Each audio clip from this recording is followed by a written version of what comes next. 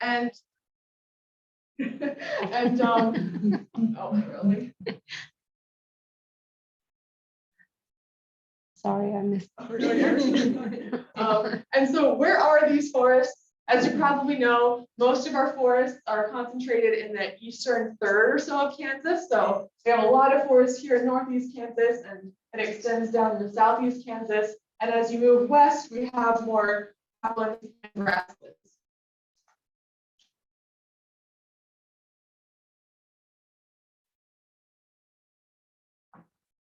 Sorry, my computer is not moving. Okay, here we go.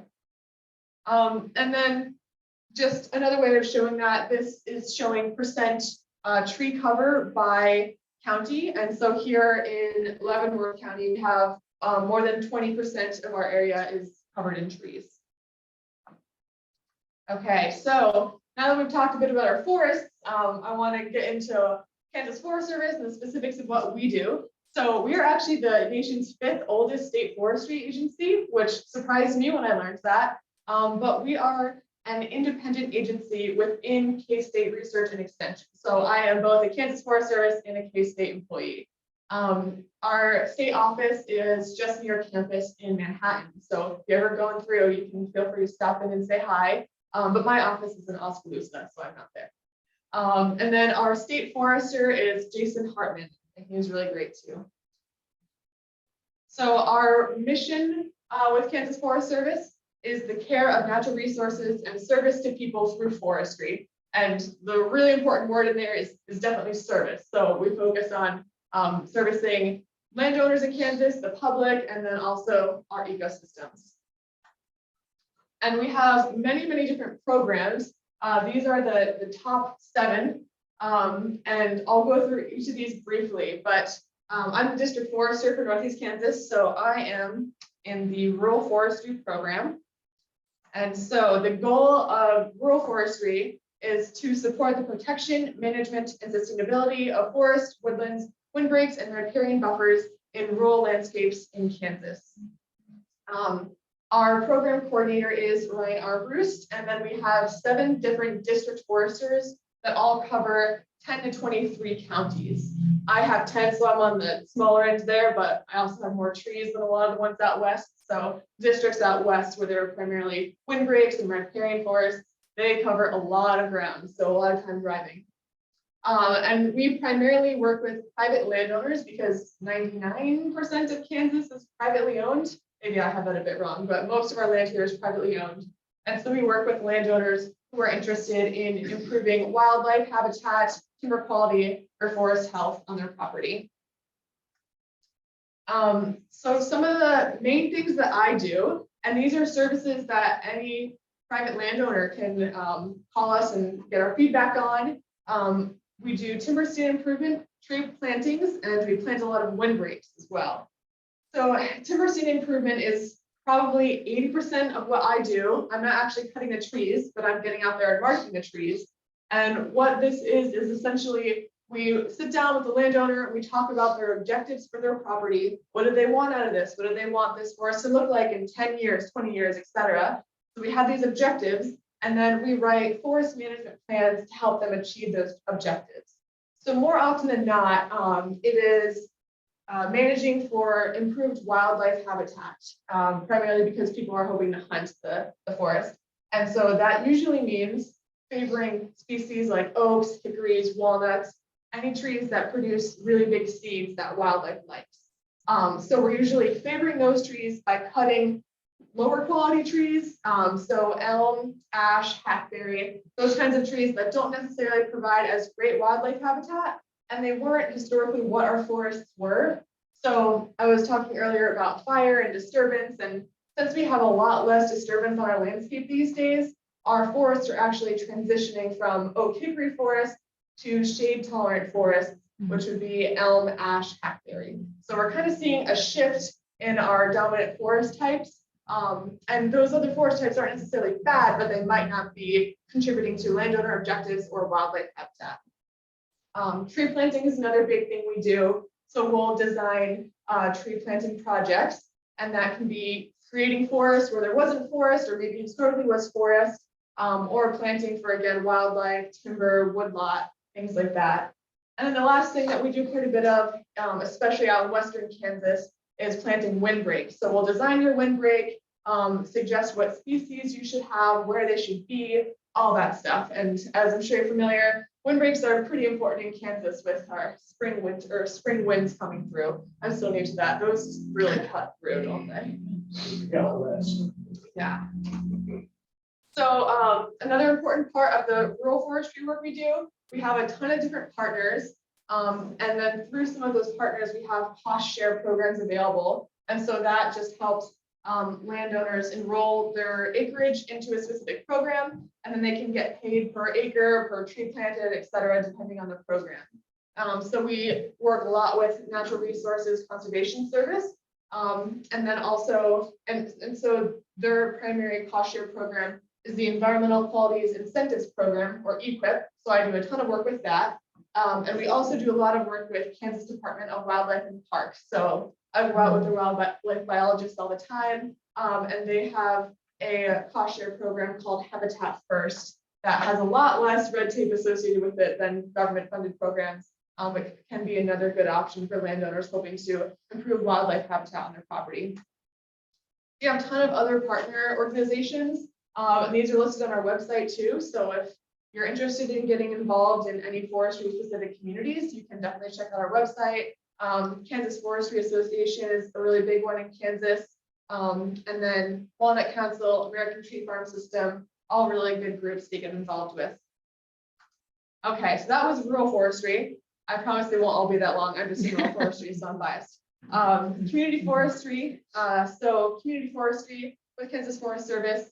Goals are to educate citizens and decision makers about the economic, environmental, psychological, and aesthetic benefits of trees. And they primarily assist local governments, citizen groups, and volunteers in planting and sustaining healthy trees and vegetation wherever people live and work. And then we have our program coordinator for that, that's Tim McDonald, and 3 different district community foresters. So again, they're covering a lot of area. And so they're working primarily with Kansas communities and citizens to protect, expand, and improve community forests. One pretty cool tool that we have the tree canopy map. And so we had our district foresters work with citizens to essentially map all of the tree cover in Kansas. And so we have this web map available on our website. You can zoom in anywhere. This is Leavenworth, and I have the stats for Leavenworth County there. We have the darker green color is tree canopy. And in Leavenworth County, 43.8% of the land is covered in trees. I noticed it's 2015. Is that, how often is that updated? I think that depends. I think they try and do surveys maybe every 5 years or so. I'm not sure. So I don't know when that's been updated most recently, but there is other mapping softwares that you can use and available aerial data, and that can help you get an estimate too. Another program that Community Forestry runs is Tree City USA. And so that's a national program sponsored by the National Arbor Day Foundation. But in Kansas, our community foresters administer that. And so Leavenworth City is a tree city. I'm not sure about Tonganoxie. I have to check on that one. It might be a bit small, but basically you just have to have specific criteria met that are established by the Arbor Day Foundation. So we have 94 tree city communities in Kansas. Okay, so streamside forestry. Again, for streamside forestry, goal is to properly manage streamside forests and establish new streamside forests. And that is to benefit the environment and landowners through water quality and quantity enhancement, stream bank stabilization, wildlife habitat, and enhanced recreational activities. So Andy Klein is our water quality forester. He's fantastic. And he works with people and ecosystems all across the state. And he's really busy right now because it's our fall planting season. But one main thing that he does is stream bank stabilization projects. And so with a bunch of different partner agencies, they identify areas along streams that are losing a ton of sediment every year to erosion. They target those high priority areas, and then design projects to mitigate that erosion. So in this photo here, I mean, they use structural things like those rocks, but then also they plant grasses and forbs and trees to help slow down that erosion.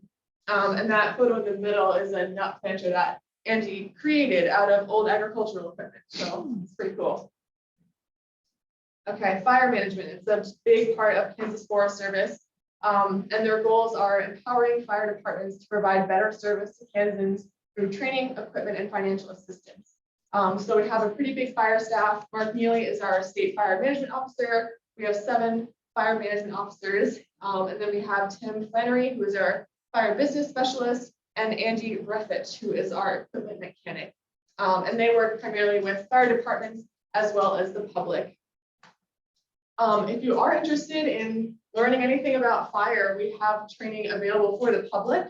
And so you can get education courses or training specific to fire prevention, suppression and response, planning and executing prescribed fire, as well as wildfire preparedness and planning.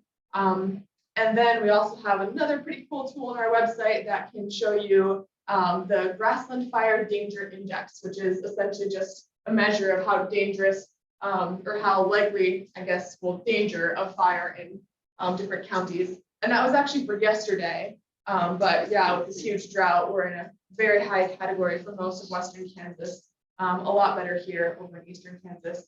But our fire team is really busy. They ship out all across the country to go out on fires and fight fires. Okay, forest products. Goals are to maintain contact information for over 50 sawmills, 40 timber buyers, and 200 secondary manufacturers, all in Kansas, which is pretty impressive. And then just in general, along with us district foresters, help to support the growth and establishment of high quality timber. But we do not conduct timber sales, so we can't mark those or advise on that too much. And we have a forest products marketing and utilization forester, Dave Bruton. He was actually the district forester for Northeast Kansas back in the day, so maybe you know him. But he works with private landowners, sawmills, buyers, and manufacturers. Okay, conservation trees, and feel free to pipe up with any questions about this program because it's one of our more popular ones. But on the conservation trees, I was looking at your website today, and I noticed that the order forms changed a little bit. I know that's not your specialty, but it's also the prices have increased a little bit. And I understand that. But when the spring catalog was out, there was a pollinator bundle available. That was not listed on your site when I looked at it today, and it was there in the springtime. It did not, or I think it just came off just a little bit ago. Yeah. It did not, it listed a series of trees that are available, but it did not list the number of trees that were in each bundle nor the types that were available. Gotcha. Okay, so we have, I have this next slide on that kind of, but just in general, as you said, we sell tree and seed shrubs. Wow. Tree and shrub seedlings, and then also equipment for plantings. And we have some pretty awesome staff to help with that. Mark Haller, Shona Nels, and Aaron Yoder. But in terms of what we sell, so we have spring seasons and then fall seasons, and our spring seasons usually have a lot more options, which is probably what you were seeing. So we have a lot of those bundles then. The fall ordering season is ending on October 15th, and they're kind of running low on things. Yeah. Well, the bundles weren't showing up. That was kind of my point. Yeah. And the definition within the bundles were not as great as they could have been. I mean, it just listed the types of trees, not numbers, not cost. Yeah. Yeah. I think our online website might not have as much information as our order forms here. I have some over there too that you can grab when we head out. But usually we publish a specific ordering form for each season, and those kind of change year to year, but that should have more information on specifics. But in general, when we're talking about selling specific species, we're selling in units of 25. But the bundles, so for instance, the Eastern Pollinator bundle for last year was 7 tree and shrub species, 5 American plum, 5 chokecherry, 5 golden currant, 3 false indigo, 5 elderberry, 3 buttonbush, and 4 eastern redbuds. So, yeah, it's kind of small up there, but that's kind of the mix. And it'll probably change this spring too. But that's, yeah. And again, these are specific to the season, so whatever they have out there next spring might not match what this is. But our spring sales usually have a lot more than our fall sales because we have both container grown and bare root seedlings. But in the fall, we just have bare root seedlings, or sorry, just container root grown. What's the general difference between the containerized and the bare roots? Yeah, so the containerized will be coming in tubes that look like this deep or so, and there's soil all around those roots. And so in general, we can maybe expect those to potentially have a bit more survival after planting just because they've been in soil for longer. Those bare roots, you're just getting the trees with roots with no soil on them. So those are more affordable, but you might see less of a survival rate. Here in Eastern Kansas, we get a lot of rain and it's a bit less harsh on trees than Western Kansas. So either can be a good option, just kind of depends on your goals. And again, us district foresters can help you design plantings in terms of what species are best for your soil, where they should be planted, and all that fun stuff. Okay, and last, which will lead into the hot topics, is forest health.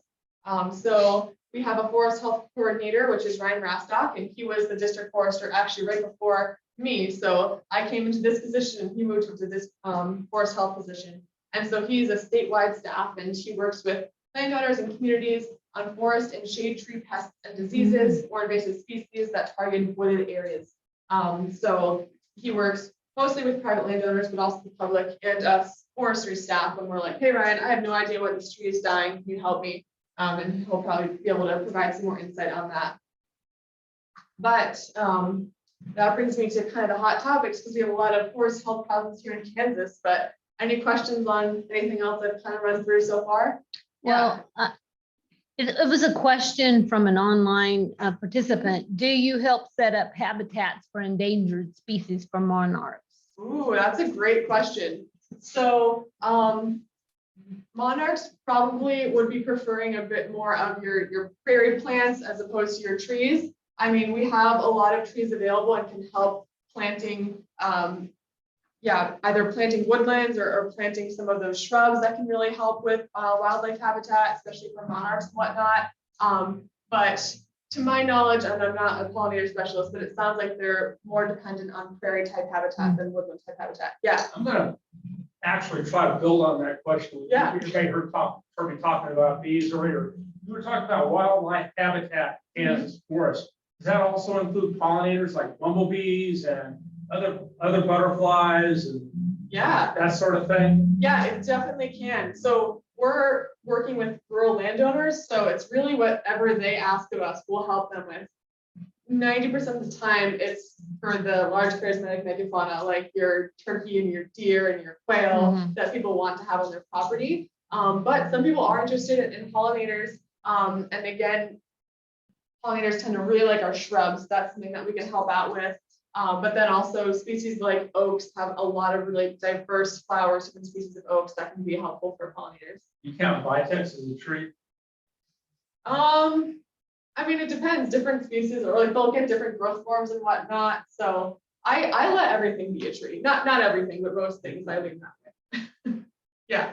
The services that you mentioned, are those available for free, or do you have a service fee? Or totally free. So we're a public service. So anytime I'm going out to a landowner, that landowner is never paying me. We get our funding from U.S. Forest Service, other government programs, grants we write. That's how our money's coming in. None of our landowners are paying us. Okay. Yeah. This is also for some friends of mine that aren't here.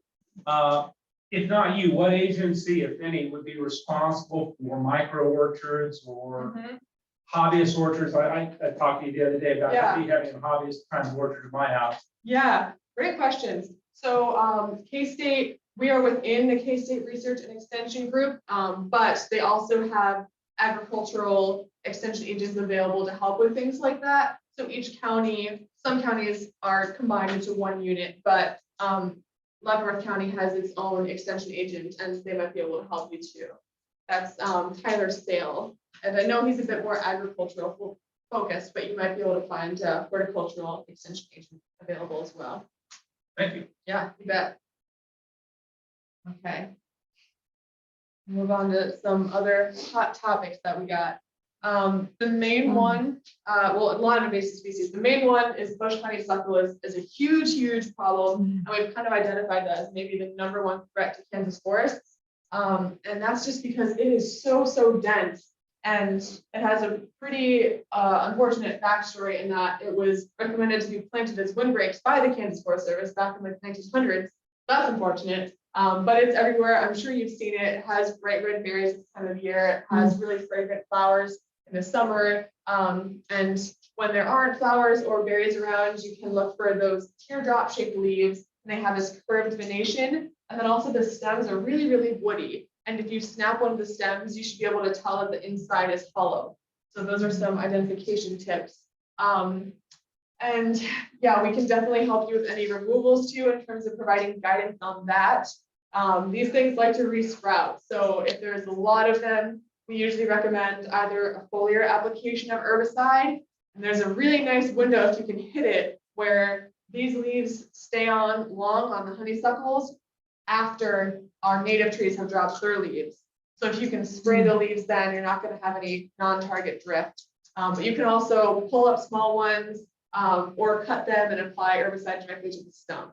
So there's quite a few different options for those guys. Is that more predominant in a certain part of the state, or, I mean, is it? Yeah, it's a bigger problem out in eastern Kansas. I think because it's a bit more wet. So that's where we see most of it, but western Kansas have their own invasive species problems too. But yeah, it's really big on like roadsides and ditches, and then creeping into our woodlands too. Another invasive species, Callery/Bradford pear. This one also has an unfortunate background. Yeah, people initially brought it here as a sterile cultivar and thought that it wouldn't be able to cross-pollinate, but then people brought more cultivars over, they cross-pollinated, and then they spread like crazy. So we have a ton of those all around, like right off of K10, they're just insane. So that's another problem species that we've identified, and it really likes to get into prairies too, which is unfortunate. We have some really special prairies. You crossbreed with native farms, right? I'm not sure. Yeah, I think it's a I totally believe that. It's kind of vicious. We also have a Kansas Forest Service podcast that I forgot to mention, but our most recent episode is on invasive species and its effect on pollinators. So that might be something that y'all are interested in. Is it just called the Kansas Forest Service podcast? Kansas Canopy. But yeah, if you search Kansas Forest Podcast, you'll find it. Hosted by Say that again, please. Kansas Canopy. Kansas Canopy. It's our Kansas Forest Service podcast. I listen to it on Spotify, but I'm sure it's on other things too. And Ariel Whitley-Knoll, who's our communications coordinator, hosts that. She's awesome. Okay, another plant that's kind of a problem, but also not that much of a problem, is cedar. It has its benefits. We still, if we're talking about windbreaks, I still recommend planting cedar, because if you need a windbreak in the winter, I just can't recommend a pine because it might die in 10 years. I'll get to that in a second. So it's really common as windbreaks, and it can encroach into prairies and woodlands too. But it's, yeah, it just doubled or increased in volume by 23,000% since 1965. It's just like insane. If you're driving, yeah, go ahead. The question that I have on the cedar is there a way to stop it from harming the apple trees?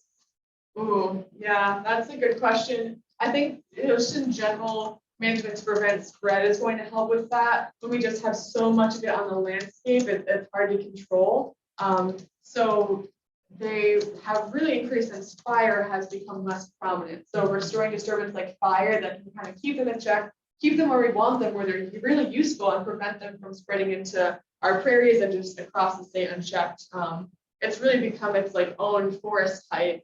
And there's kind of a misconception that deer love it, and they do at some densities, but if I can't walk through it, like your huge buck with its antlers is also not going to be able to walk through it. So nobody wants that. So there's a happy medium. We have a question online. Are all invasive species bad, i.e. Mimosa trees? Good question. I don't know if I can speak specifically to mimosa trees, but invasive species in general, to be classified as invasive species, they have to be non-native, so they can't be occurring here. So like poison ivy is not an invasive species, no matter how much it makes me angry. And then it also has to have a negative effect. So a lot of our honeybees are not native to North America, but no one's complaining about our honeybees because they're providing a lot of really good for our ecosystems. So it has to be both causing problems and non-native for it to be classified as invasive. The next step is a noxious weed. I haven't talked about any of those today, I don't think, but those are pretty serious weeds and landowners are legally obligated to control them if they're on their property. The big example would be Sericea lespedeza. That's a good question. Okay, so pine wilt is another really big problem. I mean, we don't have any native pine trees to Kansas, so it's not a problem of the woodlands really, but a ton of people have planted pines as windbreaks, as just aesthetic trees for their yard. And this disease can end up killing them, but it's caused by a nematode that is transferred to the tree by a beetle, which is pretty interesting. And all of our pines are susceptible, but the Scots pine is really, really susceptible. So, yeah, it's rough, and sometimes they're fine, and sometimes they die within a few months. So it's just, I just don't recommend planting any pines in Kansas really, just because I can't be sure that that tree is going to mature and stay on your property for a long time. White pines are a lot better. So there are hard and soft pines are the two groups of pines, and our soft pines are better able to defend. So if you have like an eastern white pine on your property, for example, that's a soft pine, and that won't be as susceptible, but again, you can still get it. Treatment for that, there is a preventative trunk injection, but it's not 100% effective, and it's really costly to treat a ton of trees, so that's not a huge solution in my mind. The biggest thing you can do is just kind of keep your trees healthy, because if they're healthy, they'll better be able to defend against the nematode. And then if there are any infected trees, it's really important to get those out of there because you don't want that spreading to other neighboring trees. And overall, I think the best advice is to just not plant Scots pine if you haven't already. Yeah, that's very common. Okay, and then the hot topic, Japanese beetles. As I said, I'm by no means a specialist in this, but I called up a few friends and they all groaned when I called them. I was like, hi, nice to talk to you too about Japanese beetles, but yeah, they're a problem. The nice thing about them is that they don't stick around for too long during the season. So the beetles themselves are feeding from 4 to 6 weeks, but just because some will emerge earlier than others or whatnot, you can have them for like about 10 weeks or so on your property. And they affect primarily ornamental plants, especially roses, and they really like plants in the sun. So they're defoliators, so they feed on these leaves and skeletonize them. There's that photo there. And so I had a nice conversation about best things to do for treating them. And overall, what I gathered was trapping is not really recommended because they're just so prolific. So you can try and trap out from your property, but most likely you're probably just going to be having more come to that trap. And then if the trap does get filled up or something, like fills up in a day or whatever, some might not even be able to get into the trap, and then they might just, find your roses right next to the trap. So that's what I heard from Best Guidance in K-State. They said maybe the best thing to do would just be to go out and knock the beetles off in a soapy water, go out and spray in the morning and knock them off the trees, and they're really clumsy, so they might not be able to get back up as effectively. Some people net their plants, which might help.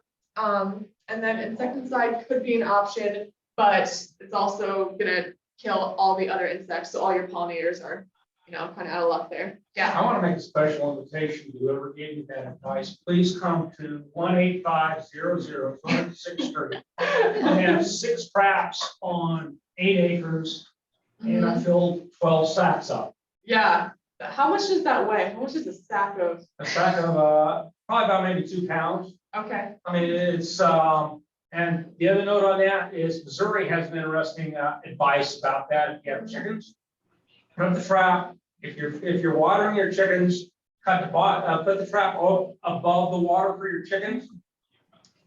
cut the bottom out of the trap, and the beetles will come to the trap. They don't fly very well. They'll fall right down to the water, and the chickens go crazy. There you go. Huh? Our chickens will not eat. Really? Put them in water and they just love it. Our chickens don't even eat worms. I will throw a worm in front of the chicken. I've never seen a chicken that was particular about what they eat. Yeah, ours are kind of spoiled apparently. So what is the time frame for them to emerge from the ground? Is that a certain time of year or Ooh, I don't know that off the top of my head. It's in the summer months. some of them? Yeah, so it's, and the other question would be, again, I don't expect you to carry this back. Do they have any natural enemies that you know of? Again, not that I know of, but I think that they do have some native enemies, primarily because they were talking about if you are spraying insecticide on these, you're not only killing them, but you're also killing their predators. But I don't remember exactly who those are. But I bet they exist. I want to come see me. It's traps are the only way, especially if you have fruit trees or they knock down my almond trees every year. Really? So that bad. The one. And before I put the traps up, they're there. Wow. Yeah, I mean, it's I guess a tough situation because you could be attracting them to your property with the traps. Have you done like a side-by-side control? The almond trees are close together, but the point is, I don't put the traps up there till the beetles show up. My neighbor across the street, he puts up a trap too, and he gets about a bag as well. So they're already there. But you still could be potentially calling more to the trap. I mean, the neighbor across the street has a trap too, so and other people around me have traps. So it's the idea that the traps are actually attracting them. Somebody told me from 2 miles away, as far as I'm concerned, it doesn't work. That argument, I mean, it might work in a laboratory, it might work in a more sterile environment, but it doesn't work in the field. Yeah, if there are other traps on neighboring properties, yeah, that might get difficult. Yeah, I mean, yeah, it's hard to be sure. It's hard to tell if you're not having, replicates as to whether or not the traps are calling more to your property, or if you had put no traps up, it might be a bit better, but yeah, are they like really, really knocking back your plants in the time that they're there? Well, I showed you pictures of my almond trees where it's in early May, they were fully leaf. And by the end of July, the almonds that were set on were bleeding. And they lost about 80% of the leaves. Wow. One more question online. In clearing large areas of invasive trees, do you coordinate with other levels of government for potential disruptions of migration patterns or nests of birds? That's a good question. I don't think I've been on any projects where we're like really, really going hard into removing plants from one area. And if we are, we're working towards specific objectives. So if somebody just has, this property that is completely covered in calorie care or whatnot, we talk to them about their objectives, and usually it's to promote wildlife. So we're taking those invasive species out and we're planting native species that might be great for pollinators or other types of habitat. So we really try not to just completely come in and remove things without a plan for it going forward. So we're trying to put it on a trajectory for it to get to another spot that is helpful to wildlife or other objectives, if that makes sense.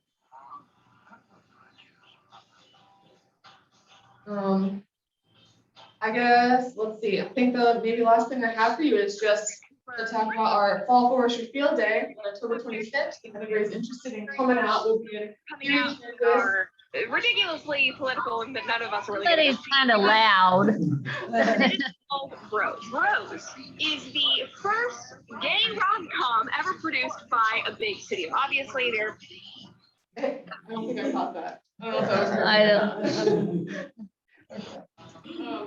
Yeah, our Fall Forestry Field Day, they're really good events. If you're interested in coming out.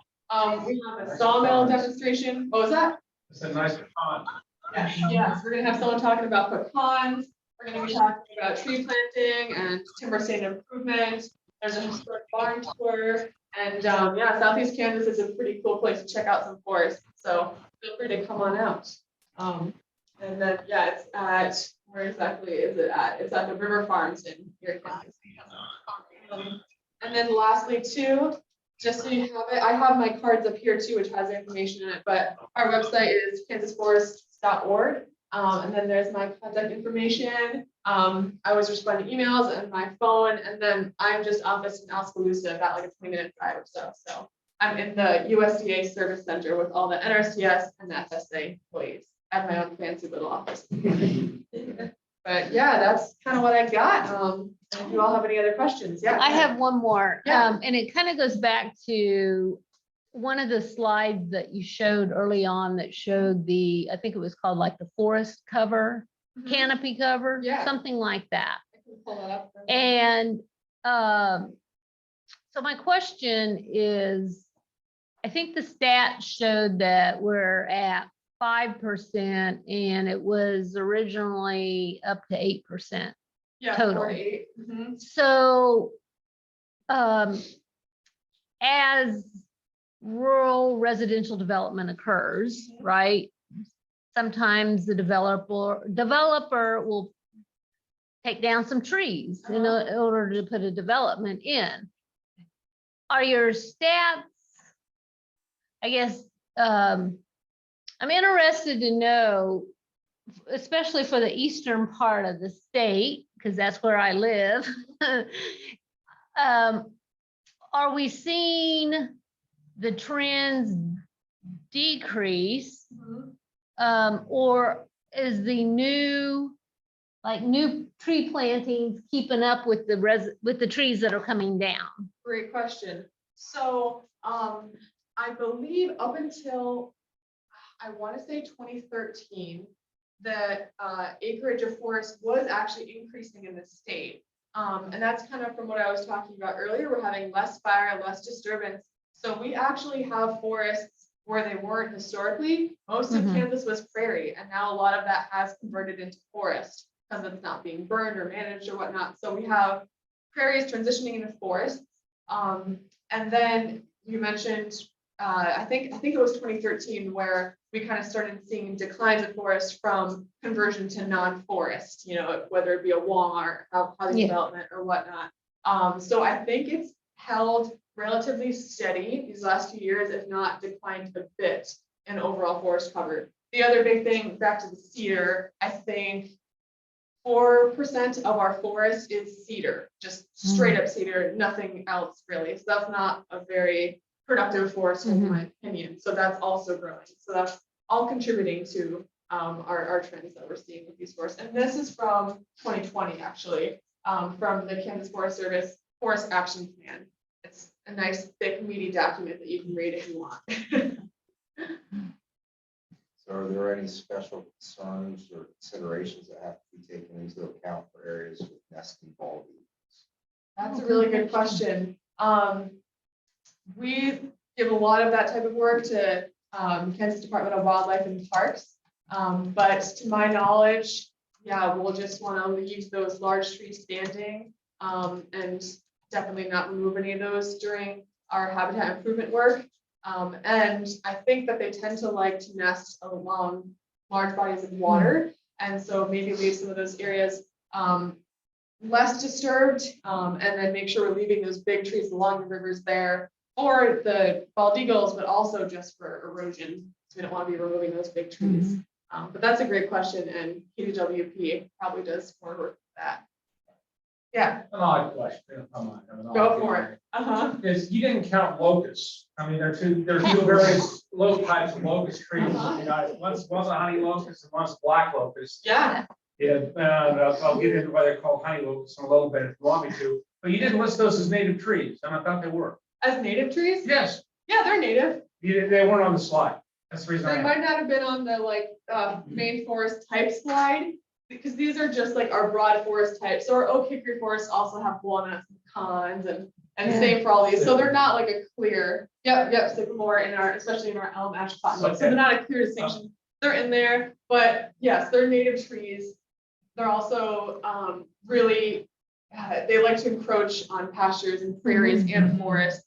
And so I never ever gone to a property in the land and was like, you know what I really want? I want more honey locusts. Can you make that happen? That's never really been a thing. Right? Please enlighten me. all the nice things the farmers say after they run over with the tractors. Yeah. So, yeah, that's a big problem. When I'm talking about those timber scene improvement projects, oftentimes we're removing honeysuckle, or sorry, honey locust and honeysuckle from. I like honey locust. It's, I like black locust, I'm sorry. It's a good pollination plant. that's a nice species. I see way more honey locust than I do black locust. That's true. They're also a pain to get rid of because they sprout back so much. If you want to kill a thing, you need. They blow all over the place. Wildlife kind of likes those too, so. For stump removal, do you recommend anything other than cordon in the forest? Mm, I know mostly around here is pasture strength cordon, which I'm not opposed to using for locust removal, but yeah, that works. I also really like triclopyr. So anything with that active ingredient. What was that? I didn't hear what you said there. Oh, triclopyr. So that's just the active ingredient. So really any herbicide with triclopyr, and it does pretty good for applying to stems. And it's nice because it's not mobile in the soil. Okay. Okay, well, thank you so much for joining our You bet. program tonight. We appreciate you making the drive to visit us, and I hope that all of you enjoyed the program. Thank you for being here. Thanks for having me. Yeah, great to meet you all. And I have tips on planting trees and shrubs and a few Kansas Forest Service order forms here if you're interested, and my card. So feel free. Yeah. All right, that concludes our program. We're going to end the Zoom event.